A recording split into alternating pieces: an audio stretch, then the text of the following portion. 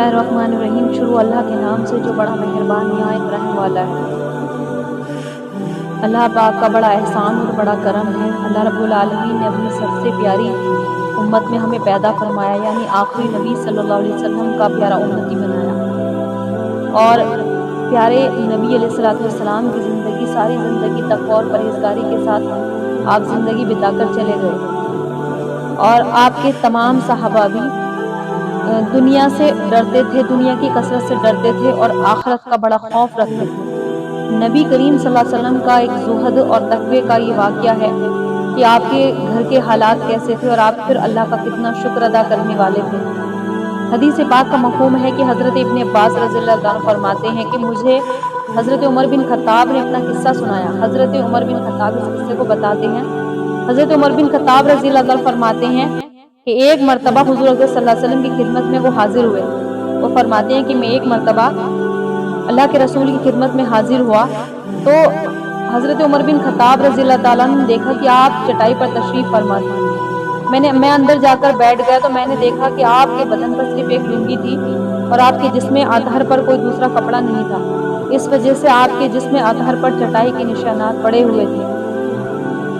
हाज़िरीन मजलिस, मेरा बताने का मफ़हूम ये है कि देखो आज अल्लाह ताला ने ईमान वालों पर दुनिया कितनी खोल दी है, हमारे सबके घरों में कितनी फरावानी है। और उधर ये जो वाक़या मैं बताने का मफ़हूम है कि आपने कितने तक़वे और परहेज़गारी के साथ ज़िंदगी गुजारी और क्या पैगाम हमें इन बातों से मिलता है कि अल्लाह के रसूल को देखा हज़रत उमर बिन खत्ताब ने कि आपके बदन पर एक लुंगी बंधी हुई थी और आपके जिस्म अतहर पर बाकी और कोई कपड़ा नहीं था, जिसकी वजह से चटाई के निशानात आपके जिस्म अतहर पर पड़ गए थे। और घर में चारों तरफ नज़र दौड़ाई हज़रत उमर बिन खत्ताब ने तो कुछ भी नज़र नहीं आया सिवाय कुछ जौ के और कुछ कीकर के पत्ते जो खाल रंगने के काम आते हैं वो पड़े हुए थे। तो इतना कम साजो सामान किसके घर में महबूब कुल जहां सल्लल्लाहु अलैहि वसल्लम के घर में ये कुल साजो सामान था।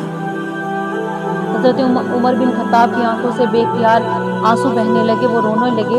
हुज़ूर अक़बर सल्लल्लाहु अलैहि वसल्लम से ने पूछा, फरमाया कि उमर क्यों रोते हो? इब्न खत्ताब तुम क्यों रोते हो? तो मैंने अर्ज़ किया कि अल्लाह के हबीब, अल्लाह के रसूल सल्लल्लाहु अलैहि वसल्लम मैं क्यों ना रोऊं, जबकि मैं देख रहा हूँ कि चटाई के निशानात आपके जिस्म अतहर पर पड़े हुए हैं और घर का कुल कायनात का सामान जो नजर आ रहा है वो सब यही है। और उधर मैं देखता हूँ कि कैसे और किस तरह तो फलों फूलों में और नहरों में और फरावानी में और तमाम साजो सामान उनके घरों में है, हर तरह की फरावानी उनके घरों में है।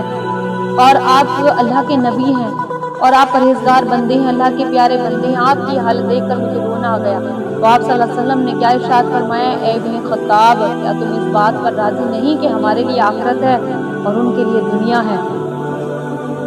क्या हमारे लिए आखिरत नहीं और उनके लिए दुनिया है? तमाम ए ईमान वाली हमारी माएँ बहनें जो यहाँ इस हाज़िर मजलिस में तुम सब जमा हो, अल्लाह ने हम सबको जमा किया, तो गौर व फिक्र करो कि कुल कायनात जो अल्लाह के हबीब हैं और जिनके सदक़े में सारी कायनात को अल्लाह ताला ने पैदा फरमाया, क्या सामान है आपके पास, और फिर भी कितनी खुशी के साथ अल्लाह का शुक्र अदा कर रहे हैं। और हज़रत उमर बिन खत्ताब को समझा रहे हैं कि ए उमर बिन खत्ताब कि हमारे लिए आखिरत और उनके लिए दुनिया है। एक दूसरी हदीस है, हज़रत आयशा सिद्दीक़ा रज़ियल्लाहु फरमाती हैं कि आपके ज़ुहद और तक़वे का ये दूसरा वाक़या फरमाती हैं, एक अंसारी औरत, हज़रत आयशा सिद्दीक़ा फरमाती है कि अंसारी औरत मेरे पास आई, हुज़ूर का बिस्तर देखा। तो उस औरत ने जब हुज़ूर सल्लल्लाहु अलैहि वसल्लम का बिस्तर मुबारक देखा तो एक चादर जिसे दोहरा करके आप बिछा लिया करते थे, फिर वो चली गई। उसने मेरे पास फिर एक बिस्तर भिजवाया। हज़रत आयशा सिद्दीक़ा फरमाती हैं कि उस औरत ने मेरे पास एक ऐसा बिस्तर भिजवाया जिसके अंदर ऊन भरी हुई थी। जब आप मेरे पास तशरीफ़ लाए तो उसे देखकर फरमाया, ए आयशा, आपने फरमाया आयशा ये क्या है? मैंने कहा अल्लाह के रसूल, अल्लाह के हबीब, एक फला अंसारी सहाबिया आई थी मेरे पास, एक फला अंसारी औरत आई थी और मेरे पास आई थी तो मैंने आपका बिस्तर देखा, उन्होंने आपका बिस्तर देखा, फिर उसने वापस जाकर आपके लिए दूसरा बिस्तर, नया बिस्तर भेज दिया। आपने फरमाया आयशा ये वापस कर दो, अल्लाह की कसम अगर मैं चाहता तो अल्लाह ताला मेरे साथ सोने और चांदी के पहाड़ों को चला देते। आपने उस बिस्तर को रखा नहीं है, वापस फरमा दिया। और फरमाया कि अगर मैं चाहता है आयशा, अगर मैं चाहता तो सोने चांदी के पहाड़ मेरे पीछे पीछे चलने लगते, लेकिन आपने दुनिया को अपने लिए मांगा नहीं है, इसके लिए مانگا اس امت کے لیے مانگا، اس کے لیے مانگا، اس امت کے لیے مانگا، اس امت کے لیے ہمیشہ دعائیں مانگتے رہے۔ ایک دوسری جگہ ایک اور حدیث ہے، حدیث پاک کا مفہوم ہے، ایک مرتبہ حضرت ابن عمر فرماتے ہیں کہ ایک مرتبہ ہم اللہ کے رسول کے ساتھ باہر نکلے، ایک باغ کی طرف ہم نکلے اور ہم باغ میں اللہ کے رسول تشریف فرما تھے اور ہم بھی آپ کے ساتھ تھے۔ تو جب زمین پر کچھ خراب کھجوریں گری پڑی تھی، زمین پہ جو کھجوریں گری ہوئی تھی تو آپ اٹھا کر اس کو نوش فرمانے لگے اور مجھ سے بھی فرمایا اے ابن عمر کیا تم اس کو کھاؤ گے؟ تو میں نے کہا اللہ کے رسول میرا ان کھجوروں کو کھانے کا دل نہیں چاہ رہا۔ تو حضور نے فرمایا لیکن حضور صلی اللہ علیہ وسلم نے کیا ارشاد فرمایا کہ اے ابن عمر لیکن میرا دل چاہ رہا ہے کہ میں اسے کھاؤں۔ یہ چوتھی صبح ہے جس میں میں نے کچھ بھی نہیں کھایا، یہ چوتھی صبح میں کھجور ہے، اگر میں چاہتا تو میں اپنے رب سے دعا کرتا۔ آپ کیا فرما رہے ابن عمر سے کہ ابن عمر اگر میں چاہتا تو اپنے رب سے میں یہ دعا کرتا اور مجھے کیسر کسرا جیسے ملک اور مال دے دیا جاتا ہے۔ اے ابن عمر تمہارا اس وقت کیا حال ہوگا؟ اللہ کے حبیب صلی اللہ علیہ وسلم نے قربان جائیں ہم پاک مبارک ہستی پر، ہمارے ماں باپ ہم سب قربان ہو اس پاک مبارک ہستی پر۔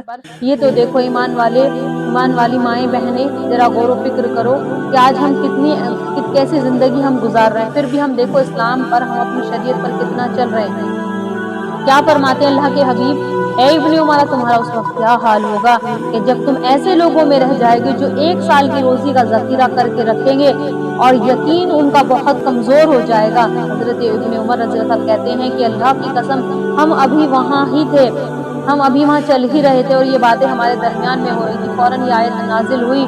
اللہ تعالیٰ نے قرآن مجید میں یہ صورت نازل فرمائی، سورہ عنکبوت کی آیت ہے، کیا آیت ہے وَكَأَيٍّ مِّن دَابَّةٍ لَا تَحْمِلُ رِزْقَهَا اللَّهُ يَرْزُقُهَا وَإِيَّاكُمْ وَهُوَ السَّمِيعُ الْعَلِيمُ۔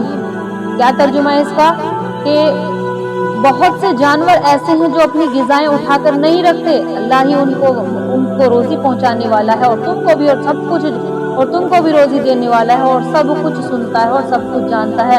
پھر آپ صلی اللہ علیہ وسلم نے فرمایا کہ اللہ تعالیٰ نے مجھے نہ تو دنیا جمع کرنے کا اور نہ خواہشات کے پیچھے چلنے کا حکم دیا ہے، لہٰذا جو آدمی اس ارادے سے دنیا جمع کرتا ہے کہ بقیہ زندگی میں کام آئے گی تو اسے سمجھ لینا چاہیے کہ زندگی تو اللہ تعالیٰ کے ہاتھ میں ہے، نہ معلوم کتنے ہی دن اس زندگی کے باقی ہیں۔ غور سے سنو اللہ کے حبیب کیا ارشاد فرما رہے ہیں کہ غور سے سنو کہ دینار اور درہم میں جمع نہیں کرتا، نہ کل کے لیے کچھ بچا کر رکھتا ہوں، نہ تو میں دینار جمع کرتا ہوں، نہ درہم جمع کرتا ہوں، نہ ہی میں کل کے لیے کچھ بچا کر رکھتا ہوں۔ ایک اور حدیث سے پاک کا مفہوم ہے، حضرت عائشہ صدیقہ فرماتی ہیں حضور اکرم صلی اللہ علیہ وسلم کی خدمت میں ایک پیالہ لایا گیا۔ حضرت عائشہ صدیقہ فرماتی ہیں کہ آپ کی خدمت میں ایک پیالہ لایا گیا جس میں دودھ اور شہد ملا ہوا تھا۔ تو حضور صلی اللہ علیہ وسلم نے فرمایا پینے کی 2 چیزیں ایک ہی پیالے میں بنا دی، ایک پیالے میں 2 سالن جمع کیسے کر دیے؟ یعنی کہ دودھ اور شہد میں ہر ایک پینے اور سالن کے کام آ سکتے ہیں، مجھے اس کی ضرورت نہیں ہے۔ غور سے سنو میں یہ نہیں کہتا کہ یہ حرام ہے، لیکن میں یہ پسند نہیں کرتا کہ اللہ تعالیٰ مجھ سے قیامت کے دن ضرورت سے زائد چیزوں کے بارے میں مجھ سے پوچھے گا، تو میں اللہ کے لیے تواضع اختیار کرتا ہوں۔ تو اللہ کے حبیب نے اس کو پسند نہیں فرمایا اور یہ بھی فرمایا ساتھ ساتھ کہ میں یہ نہیں کہتا کہ یہ تمہارے لیے حرام ہے، لیکن یہ فرمایا کہ میں اللہ تبارک تعالیٰ کی رضا کے لیے اس کو میں تواضع اختیار کرتا ہوں، کیونکہ جو بھی اللہ کے لیے تواضع اختیار کرے گا اللہ اسے بلند کریں گے اور جو تکبر کرے گا اللہ اسے گرائیں گے، اور جو خرچ کرنے میں میانہ اختیار کرے گا تو اللہ اسے غنی کر دیں گے، اور جو موت کو کثرت سے یاد کرے گا تو اللہ تعالیٰ اس سے محبت کریں گے۔